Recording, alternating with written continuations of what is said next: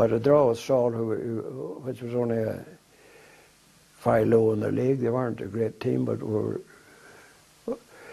were overpowered on that occasion, and we're lucky to get a draw out of it, you know. So there's a wee incident I would like to mention. There was Hugh McNabb, was one of our players, centre forward. And Hugh was a bit of a boxer and was renowned throughout the county for his boxing ability. So it was the bicentenary of the GAA, and they put up a set of solid gold medals for the FES competition. And Father McLeay was so enthusiastic about it, he put up a wee set of medals for training purposes for this FES competition. And there was 4 different teams and 4 different captains. And Hugh McNabb, as I say, was a bit of a boxer. He was captain of the team that was playing. I was captain of our 7. And we ran across each other. We were winning and he wasn't taking to do well, although him and I were good friends before it and good friends after it, you know. So there was bad feeling between Mayo Bridge and Castlewellan at the time, and we had to travel to Mayo Bridge.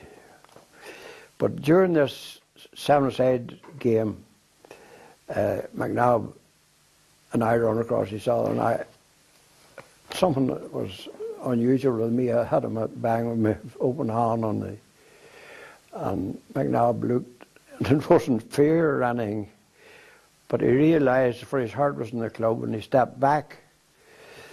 So, as I say, we're good friends after it. But a couple of Sundays after, we were playing Mayo Bridge, and there's a man, Keenan, that's his name, I think the man's dead, I'm sure. And Tommy Steele now were on the wing, you know, he was giving us an awful hard time, you know, kicking and, oh, it was really bad. So at half time there was a few in this wee 7-a-side tournament, and a few from Cabra and Kilcoo. And this Cabra fella called O'Hagan, he had a brother played for Down. And he told Keenan, says, "You'd better watch yourself there," he says. "That fella Lennon beat McNabb in the meadow." In the second half we had no bother, no trouble at all from Keenan at all due to that. So we did win this. We went on to win that gold medal at 7-a-side. I'm a very proud owner of one of that particular medal.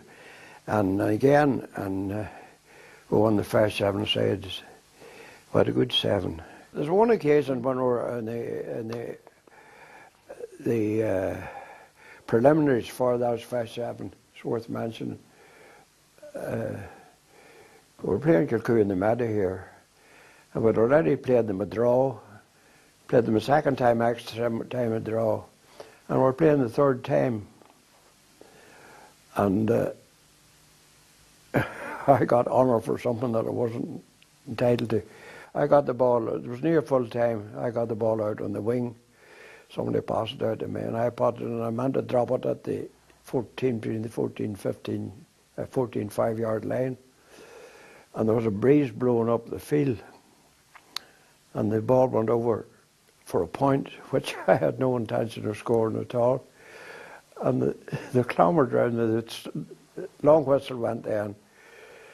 That was the winning point, by the way. There was a draw up to that.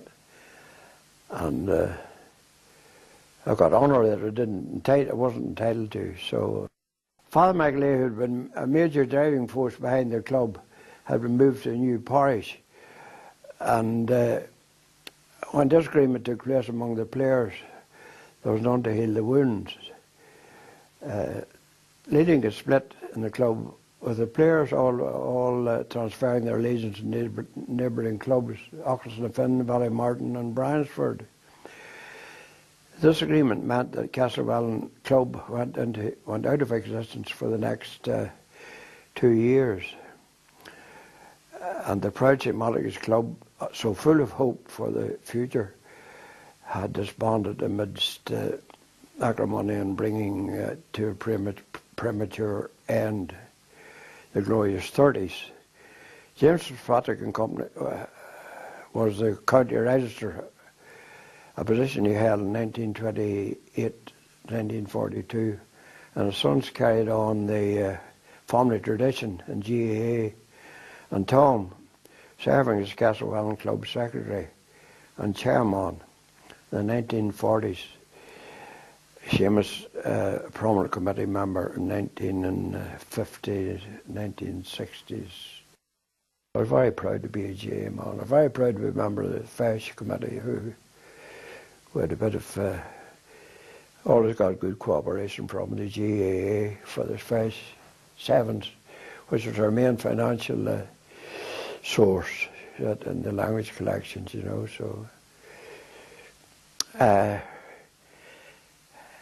May I wish Castlewellan success in the future, and achieve the success in the next few years that they've had in this last few years. But on the field, they're not doing so well, you know. I would rather see them doing better, you know.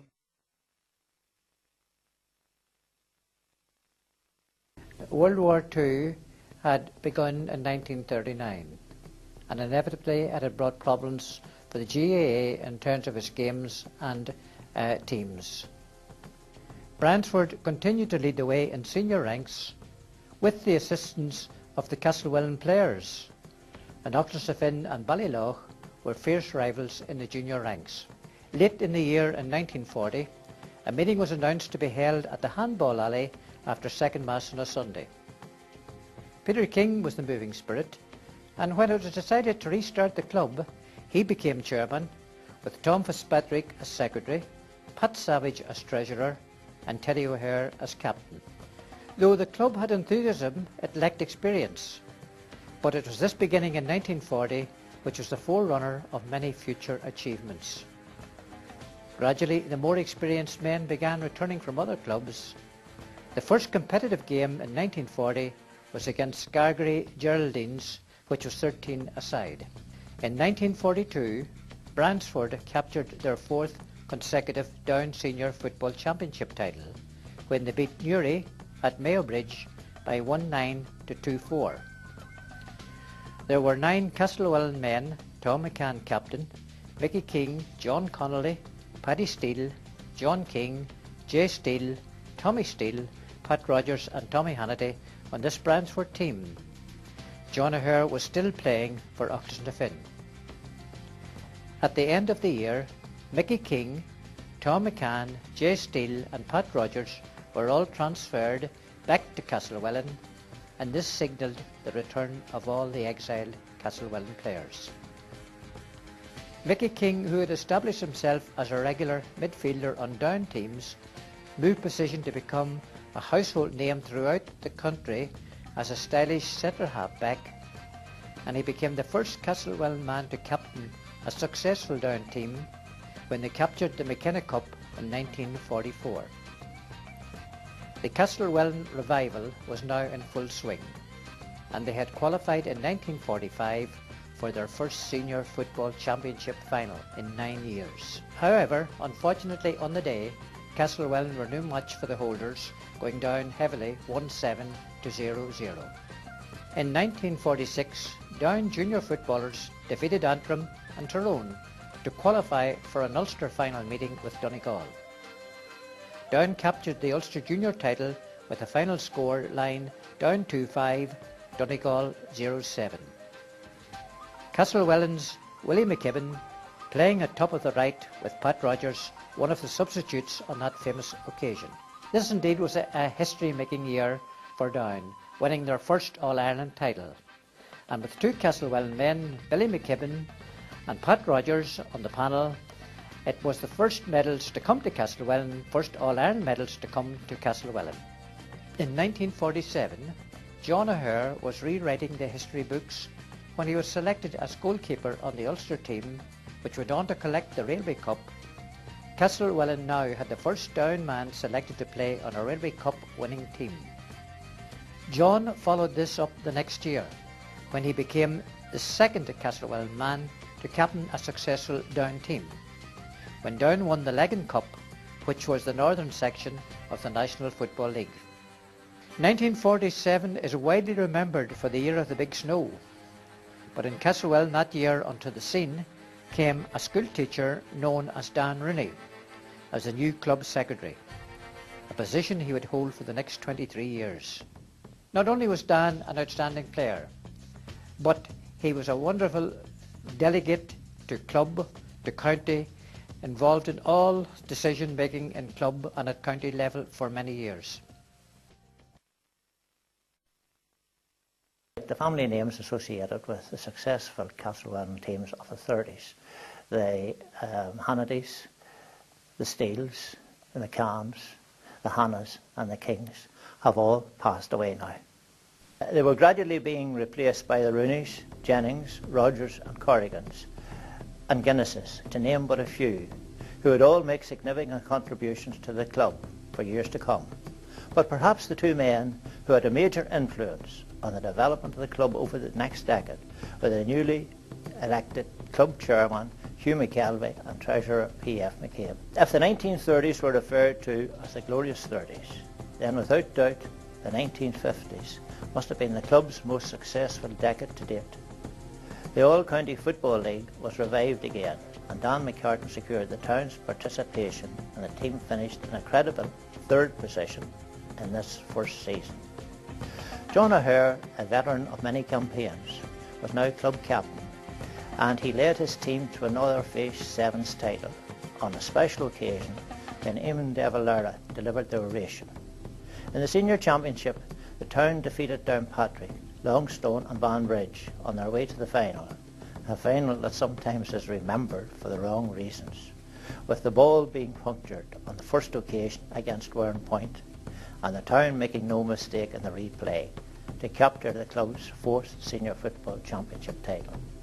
The under-18 minor team won the league title in 1951, and there was another senior championship final appearance in 1952, but on this occasion the town had bowed the knee to Clonduff. However, it was the year 1954 that is etched so vividly in so many people's minds. At the annual general meeting, the club's financial position was the cause of some concern. The main financial burden was incurred in bus hire, and the club chairman, Hugh McKelvey, suggested that the club acquire its own bus. This was a novel idea, as public transport was a state monopoly and the legality of owning a bus was in doubt. However, Hugh McKelvey, with his usual dedication, persisted and eventually received the authority to proceed. On an October evening, a bus, Eva, so called because of its registration, drove into the square in Castlewellan, causing the greatest commotion in the town had known for years. It was given a royal welcome, and when it took up its position in the square, it was on view to many admiring eyes. After the inspection, testing the seats and listening to the engine,